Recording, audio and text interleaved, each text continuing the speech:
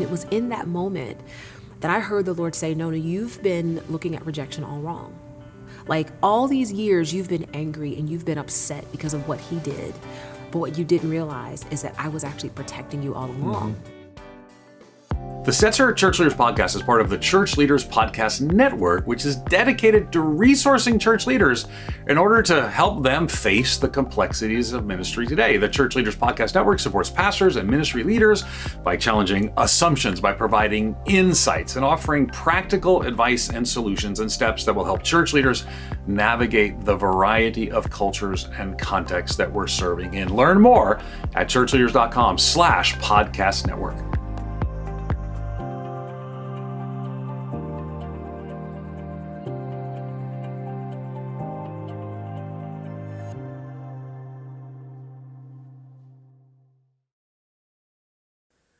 Welcome to the Stetzer Church Leaders Podcast, where we're helping Christian leaders navigate and lead through the cultural issues of our day. My name's Daniel Yang, National Director of Churches of Welcome at World Relief, and today we're talking with Nona Jones. Nona is a preacher, business executive, author, and entrepreneur. She's a global ambassador for YouVersion and the best-selling author of Killing Comparison and Success from the Inside Out. Her latest book is The Gift of Rejection, Harness Your Pain to Propel Your Purpose. If you enjoy our interviews, make sure you like and follow us on Apple Podcasts. Now let's go to Ed Stetzer, Editor-in-Chief of Outreach Magazine and the Dean of the Talbot School of Theology. Nona, thanks for being back on the podcast. So that's super fun. You seem to crank out a brilliant book every year or so. I'm like 6 years between anything lately. That's because you're writing full encyclopedias. I need to stop writing articles too. But anyway, so the new book is actually, as we already announced, but the new book is The Gift of Rejection, Harness Your Plan to Propel Your Purpose. That's a lot of P's in that, by the way. All right, so rejection, no one wants to be rejected. So tell me, what's been your own experience with that maybe sparked some of these topics? Yeah, well, let me tell you, first and foremost, I know that the title is quite paradoxical. It is. And I will say it's something that God revealed to me. And I'll tell you what happened. And this has nothing to do with ministry, but this is just real life. So when I was in high school, I met and fell in love with a guy. And he was a great guy, smart, just, sophisticated, athletic, all the things. And he was actually my first boyfriend. Mm-hmm. And one summer he had to go away to do an internship with a state senator because he wanted to become a politician eventually. And I remember when he was gone, he reached out to me and he kept saying, hey, when I come back, we're going to go out. We're going to do all these fun things. Well, so he finally tells me he's coming back one weekend and he wants to go to the movies. And I went, got my hair done, got my nails done, got a new outfit. I was so excited. And about an hour before we were supposed to go, he said to me, hey, I can't go, family emergency, we'll have to reschedule. And of course I was bummed, but I reached out to a few friends and I said, hey guys, you want to go to the movies? I'm already dressed, ready to go. And so we went to the movies. Now, the thing to know is the movie theater that we decided to go to required us to drive past other movie theaters, okay? But we go to this movie theater, we're standing in line to buy our tickets, and I happen to look over and I see my boyfriend holding hands with another girl. Oh my. And as you can imagine, that was incredibly shocking. And I was so hurt by it. And I even had friends who were with me. They were like, oh my gosh, Nona, he's a jerk. Just don't pay attention to him, whatever. So, the days go by. He calls me. He's trying to apologize. I never take his call. And never talked to him again. But fast forward about, 15 years. I'm working at Facebook. And a pastor friend of mine reaches out and he says, hey, can you call me? So give him a call. And he says, I need your help taking down the Facebook page of one of my spiritual sons, his mentee. And I said, I've never had anyone ask me to take their page down. Yeah. I've had people ask to put it back up when it got taken down. And he was just like, listen, there are people who are saying really mean things on his page. And I don't want him to be remembered for the worst thing he ever did. Wow. And I was just like, okay. So I said, send me the link and I'll see what I can do. Right. So I clicked the link and staring back at me is a picture of my ex-boyfriend from high school. Oh my gosh. And I scroll down and I'm reading comments on his page and people are saying things like, serves him right, cheaters get what they deserve, I can't believe he called himself a man of God. And I go on Google and I search his name and immediately article after article after article pops up. This guy was murdered by his mistress, who also tried to kill his wife. And after his death, a bunch of women came out and said that he had been, with them too.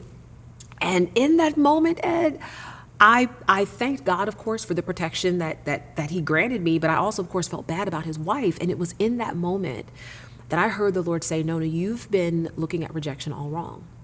Like all these years, you've been angry and you've been upset because of what he did.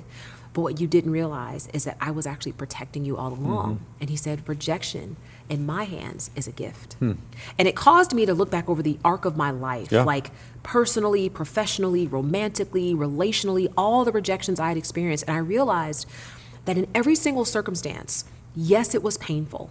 Absolutely, it was painful.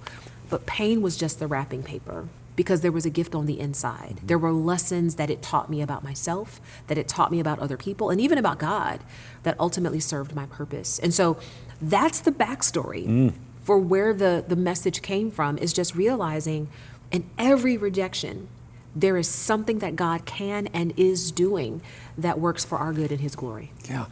So, pastors get rejected all the time. Oh, Matter of fact, you can get a little bit like triggered when the phone, hey, pastor, I want to meet, I want to talk. Here comes the rejection. Because rejection in pastoral ministry tends to happen in like phases. Absolutely. So you can feel the phases that are sort of going. Yeah. And so sometimes they're not sure how to respond, like they get their guard up. But sometimes it's as bad people have been fired from churches, maybe for cause, maybe without cause. So you and your husband lead, what's the name of your church? Open Door Church. Open Door Church, that's right, which I was just learning some of the history of it from your husband, so that's fascinating. So how do you navigate that in church leadership when rejection is from people that love Jesus and supposedly love you, and you're still maybe in the church together, maybe you're not anymore? Well, I will say this. I think one of the least discussed forms of trauma is the trauma that pastors carry when people walk away. I think when you go into ministry, you go in because you love people, you love the Word of God, you want to see people grow in their faith and grow and mature in the things of God. And so there's a level of vulnerability as a pastor that you just have to have in order to love people, right? Like you can't love someone while also having a hard heart. You cannot love someone while also having walls that separate you from them. So there is vulnerability there. And I do think that we have many pastors that have literally left the vocation because they have been hurt by the people they were called to serve. One of the things that I would say, and this is one of the gifts that I talk about in the book, is that the gift of rejection reveals people's role in your destiny. And what I mean by that is sometimes we can get so fixated as pastors and ministry leaders, we get so fixated on the people that we've been called to serve that we become in love with them instead of loving them. Two different things, right? When you're in love with someone, their decision to abandon you or their decision to, let's say, fire you, right? They literally leave the church. That's almost like a form of firing. It can cause you to question your own sense of worth and identity. But what God revealed to me is that there's actually two types of people in your life. There are those who are attached and those who are assigned. The difference is when a person is attached to you, they're connected to you for as long as the relationship benefits them. As soon as the relationship begins to head in a direction they don't want to go in, they will detach. And I think as human beings, when we experience that, it triggers insecurity. Because we're like, what did I do? What can I do differently to make you stay? But then there are people who are assigned to us, and those are the people who are not in the relationship for what they can get out of it. They're in the relationship for what they can contribute to it. And I think the mistake that we make as pastors, and I'm guilty of this myself, is that when a member or someone that we've been called to serve begins to detach, we'll shift our energy away from the people who are assigned to us to try to keep that person attached to us. And I've done that with people in our church who I worked so hard to make them stay because I took their leaving as an indictment on my worth. But what God was causing me to see in that situation was, wait, there are people connected to you who are for you, and they are assigned to you. And so we have to train ourselves as pastors to stay focused on that. And when somebody detaches and they walk away, or they decide that maybe we're not the pastor that they thought they wanted, that's not an indictment on our worth. That just means that the role that they were supposed to play in our lives has come to an end. And that is a natural transition, and we have to stop looking at it as something is wrong with me. It is, and you mentioned what we often call betrayal trauma. Yeah, that's Actually, what it the is. next issue of Outreach Magazine, we've got this article by Margaret Diddams, organizational industrial psychologist, about betrayal trauma in pastors. And so it's a thing. It's a thing. It really is. And, even like having categories, I think we name things to help us navigate things. Yeah. So you're like, okay, some of these people are assigned to you, but how do you know? Like, you don't really know. And then the rejection comes, and then that gives you some categorization to say, well, maybe, we can move on. I heard one pastor say, you're pastoring a parade. People come into, if you've ever been in a parade, people come into the parade, people go out of the parade.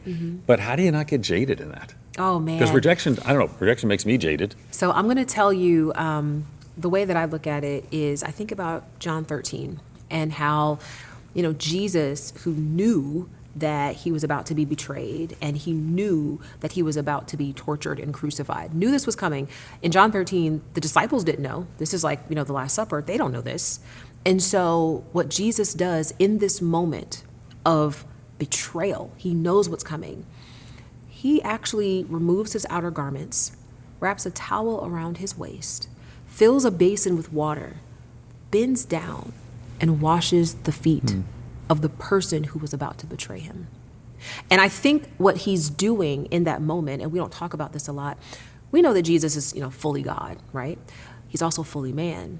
And so, yes, he conquered sin and death, but he also conquered the pain of rejection. And how did he do that? He did that by knowing who he was, regardless of the betrayal. And that's why I said earlier, I think what can happen is when somebody betrays our trust, it can cause us to turn inward and think, what's wrong with me? What did I do? Jesus knew he was going to be betrayed. And as pastors, we have to know that it's going to happen, but we can't let it change us. We have to still be committed to doing what God has called us to do. And I think that's the example that Jesus gives us. And then, of course, he goes on to say, I think it's in verse 34, 35, I give you a new command, that you would love one another as I have loved you. And then he says, by this, they will know that you are my disciples, by how you love one another. Yes, we will be betrayed. Yes, we will be rejected. We'll be humiliated. We'll be canceled. We'll be abandoned. All the things. And yet, we still have to be who God has called us to be. And that keeps coming back to that resilience of just standing with the Lord and who he's called you to be. Yeah. Okay, but nobody wants to experience the pain of rejection. Of course. We all do. Could you, one of the things you talk about is you come to see rejection as a teacher instead of an enemy.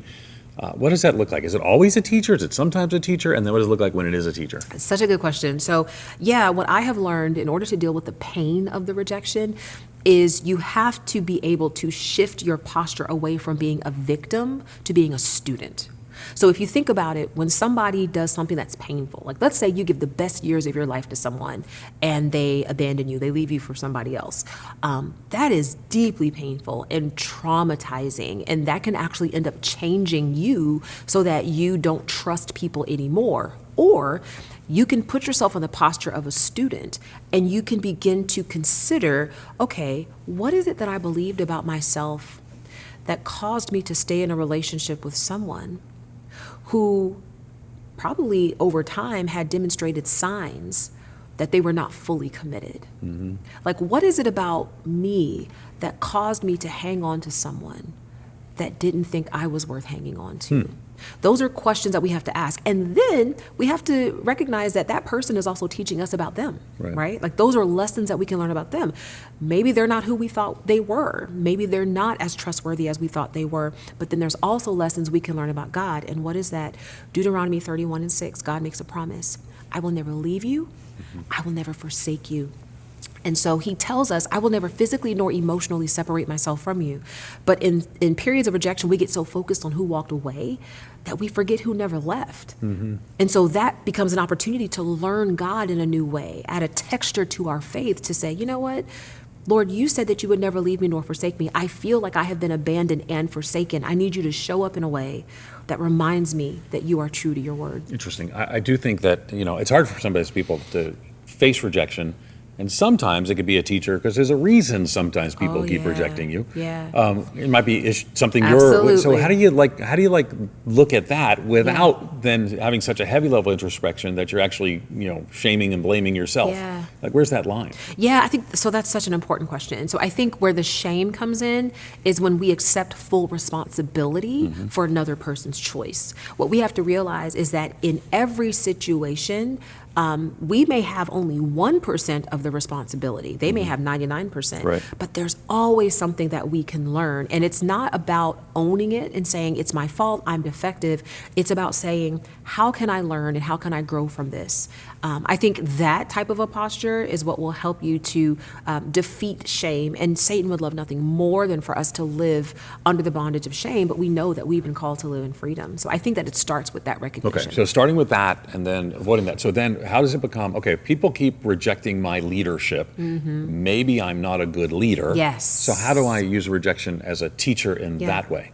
I think you have to look at the frequency, right? It's like if I am experiencing the exact same repetitive experience over and over again, well, I'm the common denominator. And so at some point, I have to recognize that there may be some parts of me that need to change. And I will tell you, I'll give you a personal example. When I was a young executive, I was very ambitious and, I wanted to be known as a strong leader.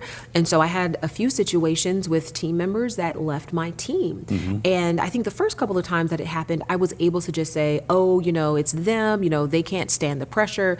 But after it happened, 3 and 4 times, I had to recognize, wait a minute, I'm showing up in a way that is causing people to leave the team. It's not that they're incapable. It's not that they're incompetent. It's that something's going on with me. And so I was able to pivot, and I was able to learn some new competencies to help me show up in a better way. Fascinating. Okay.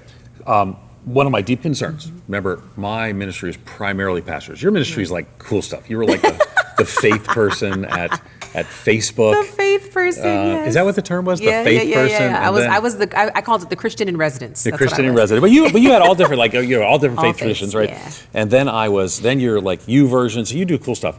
But I love pastors. I know you love pastors. Sure. But for me, there sometimes seems like there's maybe a whole category of pastors who just lack self-awareness and keep every year burning down these relationships, and they keep blaming the church. And I want to say, no, it's actually you. Yeah. So I'm trying to figure out, how do you say sometimes it is you, and that's so that recurrence is a key theme. Sure. And then if there's a continued rejection, you want to address what's causing that. But then 2020 came. And now, man, pastors are being criticized at a higher level than before. Huge decline in trust in all leadership, but pastors as well. So how would we navigate it in a time of higher rejection? I think more people have left churches and gone to churches now than probably any time in the last few decades. Yeah. That's a lot of rejection. And then all of a sudden, new people who, just to remind you, pastors, they left their old church and rejected their old pastor. So keep that in mind before you get too excited. That's good. So how do you do it in this season of elevated criticism and rejection? I think we have to have a perpetual stance of humility, and I think you mentioned the pastors who maybe they have a track record of just kind of, bulldozing people, and the culture is very toxic. I think that humility is honestly the answer. And biblically, look, God said he resists the proud, but he gives grace to the humble. Where we are seeing a lot of pastoral burnout, I would submit, is because there is a decrease of grace. See, grace is the divine ability to accomplish God's will. I think that whatever God calls you to, he will grace you for. And so if you're finding yourself frustrated and overwhelmed and exhausted and angry all the time, there comes a point where we have to ask ourselves, I feel like there's maybe an absence of grace. Well, how do I increase grace? Through humility. Okay. What is humility to you? Humility says, I don't have all the answers. Right. I don't know everything. And so I'm willing to consider that other people may have a piece of the puzzle that I'm missing. So let me have a conversation. Let me figure out, hey, so you left. I am not trying to make you stay. I am not vilifying you at all. I would just love to hear your experience and what caused you. We can learn so much from just asking. Exit interviews. Ask it, right. Yeah. Just ask the question. Yeah. But I think what happens is instead we kind of dig our heels in and say, well, they weren't serious about God anyway. Right. No, they actually were. They were, but there were some things that they experienced that caused them to make that decision. Man, and you got to get past the offense to actually get to the learning. Oh my gosh. I think one of my faculty, Gary McIntosh Talbot, wrote a book called Exit Interviews. I think it was Gary. He's written a zillion books, and he actually looked at why people leave. Yeah. And so I think by doing that, man, my guess is when you were at I want to say you version, but before that, when you were at Facebook, my guess is you had exit interviews when people left. I mean, every business does that, and churches don't. Yeah. And sometimes it can be something we learn from. And sometimes it's just because they got unhappy, and that's okay. Okay. All right, so again, the title of the book is The Gift of Rejection, Harness Your Pain to Propel Your Purpose. And you talk about, you actually talk about identifying roots of rejection that shape our behavior. Explain a little bit more of that concept. Yeah, so I think the way that we show up in the present is simply a reflection of things that happened to us in the past. And so things like our formative experiences, how our parents interacted with us, how our teachers interacted with us, words that were spoken over us. I think it's Proverbs 18:21 that says life and death are in the power of the tongue. Well, that word power is the Hebrew word yad, which means hand. What does a hand do? It's a neutral tool, but hands can create beautiful works of art. They can build houses that promote safety, but hands can also pull triggers and stab people, right? And so the tongue becomes an instrument that can either build up or tear down. And some of us have had words spoken over us in our formative years that have torn us down, and we don't know it. And so what happens today, to go back to the example of the pastor who maybe is bulldozing people, it's like, well, the reason why you're doing that is because you don't even know you have a chip on your shoulder about words that were spoken over you. And so there's two primary ways that I think rejection pain gets expressed. One is pain, okay. Yeah, one is implosion. So we implode into self-harm. Right. Things like addictions, things like literal physical self-harm, depression, anxiety. Right. We internalize. A lot of pastors. A lot of pastors are imploding. Yeah. But then there's explosion, and that can actually show up in two ways. On the one front, you can explode into anger, right? You can be hostile, you can be irritable, and people can visibly see that. But there's actually a second expression of exploding that I think gets no visibility, and that is you can explode into ambition. You can become the kind of person who is never satisfied, the kind of person who you have to constantly be the best, the first. You have to have the biggest, the most. And at the core of that need to have the best and the biggest and be the first and all that is rejection pain. It's the sense that I am not enough, and so I have to achieve more to be enough.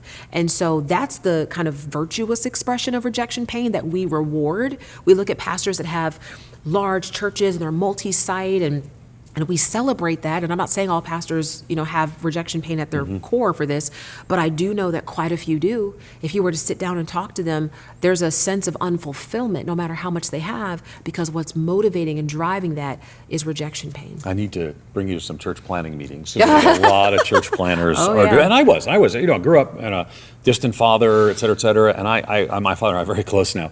And but I would tell you that, man, I always had to do more, I had to do better, had to prove something. I never figured out who I was proving to. My father was already happy with me, it's like, and my heavenly Father had been happy with the whole time. So it is real. It is real. And I think, and again, this is where I think your book, The Gift of Rejection, Harness Your Pain to Propel Your Purpose, can be a help to pastors and church leaders, which is sort of our audience. One of the things you talk about is what are some of the gifts that rejection has to offer us? I guess you gave us one example already, which was, let me just say, your opening example was a crazy example. Wow. But what are some gifts that rejection offers us? I think in addition to, I shared the gift of rejection reveals people's role in your destiny. I think the gift of rejection also anchors your identity.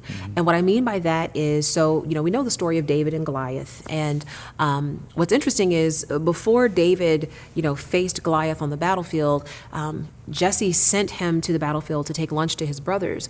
And while he was out there, he overheard Goliath taunting the Israelites, and he started to ask the men, the soldiers, like, hey, what's going on? What's happening? And while he was asking them this, his oldest brother, Eliab, looks at him and says, why are you here? And why are you talking to these people? And, who did you leave those few sheep with? And he starts to call him conceited and wicked. He just starts to rail into David, right? But David looks at him and he's like, what have I done? Why can't I even speak? And he turns and he keeps doing what he was doing. And it says that after he did that, Saul overheard him and said, hey, come here. And so if David had taken the rejection he was experiencing from Eliab and basically ran home, if he had been afraid of what he was saying or hurt by what he was saying, Saul would have never heard what David was saying, and he would have never said, come here, David, and there would have never been a David and Goliath. And I bring that up because David knew who he was. in spite of the things that Eliab said, you're wicked, you're conceited, you just have some few sheep, he knew who he was. And so his identity was anchored to the place where he kept doing what he was doing. And so I think there's a lot of pastors that, unfortunately, our identity has become so tethered to people's approval and opinions as opposed to who God says we are, that when people reject us, we're ready to quit. Mm-hmm. We're ready to walk away from the vocation. But I think we take a page out of David's life and we let the rejection anchor our identity to who God says we are. Because when you know who God says you are and what you've been called to do, it doesn't matter if people walk away, if they stay, if they applaud, if they boo. You're going to keep doing what God's called you to do. Once you're focused on audience of one, it changes everything. Absolutely. But I would tell you, I know all that, I believe all that, but I'm still a human. Absolutely. I don't want to live in a space where I'm rejected, and you've become a public figure, and I'm a semi-public figure, and people reject. I see it online, Absolutely. and my kids are amused by it.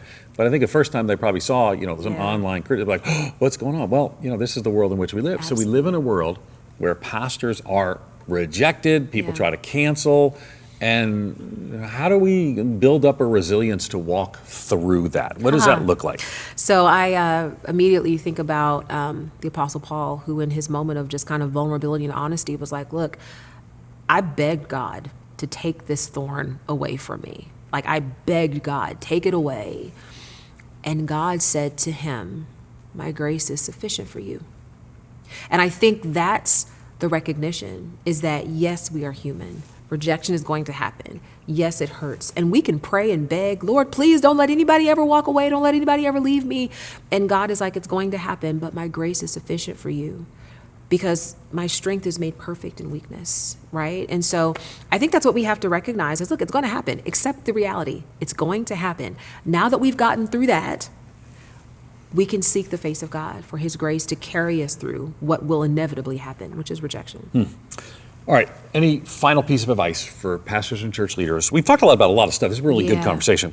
But they're doing ministry, trying to kind of maybe find that peace and joy, walk in that peace and joy, no matter how people treat them or if they're rejected, or just what final exhortation would you give them? Let me remind everybody, the book is The Gift of Rejection, Harness Your Pain to Propel Your Purpose. Nona Jones is the author. Final piece of advice. Yeah, so I would say, and I want to speak directly to pastors, so 2 Timothy chapter 4, the Apostle Paul is writing to Timothy, and toward the end of that book, he shares with him that, when it was time for him to stand trial, that everyone deserted him. All the people who were with him left him. And then he says, may it not be held against them. Why? He says, because the Lord stood at my side. And I think we have to remember that. It's like, if we allow bitterness, if we allow resentment to take up residence in our heart, it will literally kill our effectiveness as ministers of the gospel, because we cannot minister to people who we're angry at. And I think the enemy would love nothing more than to have us walking around carrying the pain and the resentment of rejection. But I think instead what we have to do is release it, forgive people for they know not what they do, and realize that God is with you. He will protect you, and he is going to glorify himself through you. Nona Jones, thanks for being with us. Thank you for having me. We've been talking to Nona Jones. Be sure to check out her book, The Gift of Rejection, Harness Your Pain to Propel Your Purpose. You can learn more about Nona at NonaJones.com. And thanks again for listening to the Stetzer Church Leaders Podcast. You can find more interviews as well as other great content from ministry leaders at ChurchLeaders.com/podcasts. And again, if you found our conversation today helpful, I'd love for you to take a few moments, leave us a review, and give us a like and a follow. That'll help other ministry leaders find us and benefit from our content. Thanks for listening. We'll see you in the next episode.